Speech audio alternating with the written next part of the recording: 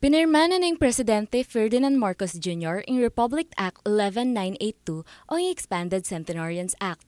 Apinini ang amended version na ng RA 10868 o ang Centenarians Act of 2016 ang mamye 100,000 pesos karing sablang Pilipino at tutukluking edad adinalan.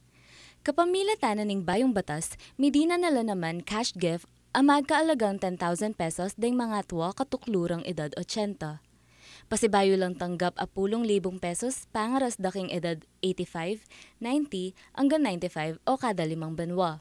Inawad na naman ning metong kareng author ning batas ay Representative Alfred de los Santos ning ang probinsyano party list king Philippine Statistic Authority asa malanda ing pamag-issue national ID lakwas na kareng senior citizen balang makatanggap cash grant kabang gagawan depa ing database. Uling planchado ne ing General Appropriations Act 2024, malyari naman kanong kumang pondo para king programa king unprogrammed funds or king savings basta aprobado na ning Department of Budget and Management agpang karing kongresista. Ing National Commission of Senior Citizens ang makalalam king Office of the President ing lead implementing agency na ning Expanded Centenarians Act oras mayari ing implementing rules na nini. Masayano man deng kakatamong kabalen king panga-aproba na ning mesabing batas. Dapot deng aliwa karela, magnasa ay ibabare pasana kanu ing edad daring benepisyaryo. Mas masanting niya kasi 80, dati 90 plus yun. Karnya pamanik pa, nano pa nga kain na kanto.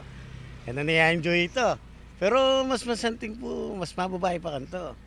70, manik-wari. Ito po kareng age na below na 50 at inondarandaman.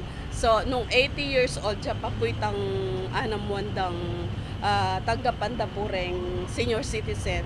Sana po below 70 tanggap na nito. Siyempre po masaya ako dahil sa unang pagkakataon ay ang lahat ng senior ay makakatanggap ng 10,000 every 5 years. Lalong-lalo na po yung mga April 22 birthday, no? So, it will be very nice makapag-celebrate yung masanting king birthday, no?